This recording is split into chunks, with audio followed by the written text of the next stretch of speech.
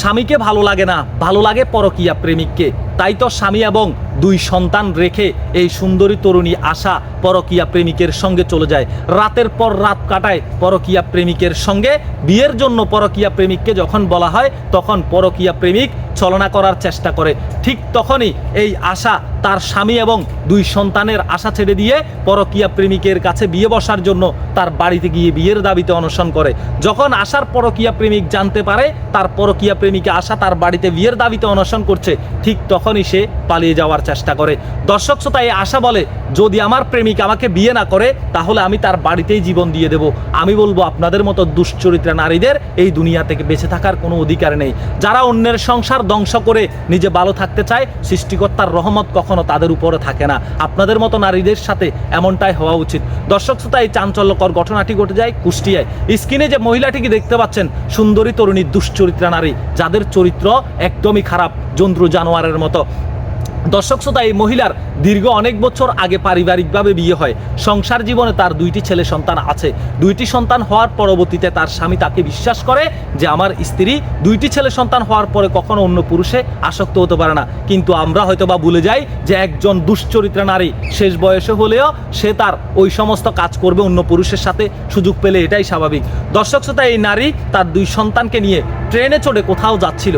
যাওয়ার পথে ট্রেনে ওই ছেলেটির সাথে তার পরিচয় হয়। পরিচয় হলে সেই ছেলে এই আশাকে বলে যে আপনাকে আমার পছন্দ হয়েছে, আপনার মোবাইল নাম্বারটি দেন। কিন্তু আশা মোবাইল নাম্বার না দিয়ে তার ফেসবুক আইডি দেন। ফেসবুক আইডি দেওয়ার পরবর্তীতে ওই ছেলের সাথে মেসেঞ্জারে এই আশার কথাবার্তা হয়। কথাবার্তার এক পর্যায়ে আশা এবং ওই ছেলের মধ্যে পরকীয়া প্রেমের সম্পর্ক হয়ে যায়। পরকীয়া প্রেমের টানে আশা মাঝে মধ্যে স্বামীর সংসার থেকে ওই ছেলের সাথে গিয়ে দেখা করতে করতে এক পর্যায়ে একবার আশা চলে যায় সেই পুরুষের কাছে। যাওয়ার পরে কয়েক সপ্তাহ একই ছাদের নিচে একই বাসায় তারা 2 জন রাত্রি যাপন করে। 1 সপ্তাহেরও বেশি তারা থাকে। তার পরবর্তীতে আশা সেই পরকীয়া প্রেমিকের প্রতি দুর্বল হয়ে যায়। স্বামীর উপর থেকে তার মন উঠে যায়, সন্তানের উপর থেকে তার মন উঠে যায়। ওই পরকীয়া প্রেমিকের সাথে থাকা অবস্থায় আশা তার স্বামীকে ছেড়ে দেন, সন্তানদেরকে ছেড়ে দেন। তারপর পরকীয়া প্রেমিককে বিয়ের কথা বললে সে তাকে বলে কিছুদিন অপেক্ষা করো, আমাকে সময় দিতে হবে। কিন্তু সে আশা সময় দিয়েছিলেন, কিন্তু সময়ের পরে সে বুঝতে পারছে যে তার পরকীয়া প্রেমিক তার সাথে ছলনা করছে। ঠিক তখনই সে তার পরকীয়া প্রেমিকের বাড়িতে গিয়ে অনশন শুরু করেন যে আমাকে বিয়ে করতে হবে। দর্শক শ্রোতা, এদিকে পরকীয়া প্রেমিকের অবস্থান জানতে পেরে পরকীয়া প্রেমিক সেখান থেকে পালিয়ে যায়। পালিয়ে যাওয়ার পরবর্তীতে মোবাইলে যোগাযোগ করলে সেই পরকীয়া প্রেমিক আশাকে বলে তোমাকে বিয়ে করা আমার পক্ষে কখনোই সম্ভব নয়। তখন আশা বলে যে তুমি যদি আমাকে বিয়ে না করো তাহলে তোমার বাড়িতেই আমার জীবন দিয়ে দেব। দর্শক শ্রোতা, একজন নারী কতটা দুশ্চরিত্রা হলে এমন কাজ করতে পারে? আমি মনে করি এই সমস্ত নারীদের এই দুনিয়াতে বেঁচে থাকার কোনো অধিকার নেই। এই সমস্ত দুশ্চরিত্রা নারীদের কারণে আজকে হাজারো পরিবার ধ্বংস, হাজারো পুরুষের জীবন ধ্বংস, হাজারো পরিবার, হাজারো সংসার ভেঙে তছনছ। এই সমস্ত নারী যারা অন্যের সংসার ভেঙে নিজের সংসার গড়তে চায়, তাদের সংসার কখনো গড়া হয় না। সৃষ্টিকর্তার গজব সবসময় তাদের উপরে পড়েই থাকে। দর্শক শ্রোতা, আমি বলবো এই ভিডিওটার পরবর্তীতে কোনো পরকীয়া আসক্ত নারী যদি নিজেকে শুধরে নিতে না পারে, আমি মনে করবো আর কখনো শুধরে নিতে পারবে না। দর্শক শ্রোতা, এই সমস্ত দুশ্চরিত্রা নারীদের সাথে কি হওয়া উচিত আপনারা একটু কমেন্ট বক্সে জানাবেন।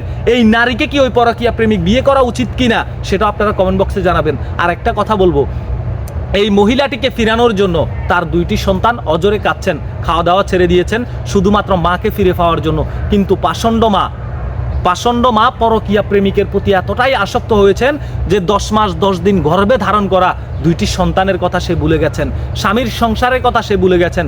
একজন নারীর কতটা দুশ্চরিত্রা হলে এই সমস্ত কাজ করতে পারে? এই নারীর কি সাজা আপনারা আশা করেন একটু কমেন্ট বক্সে জানাবেন।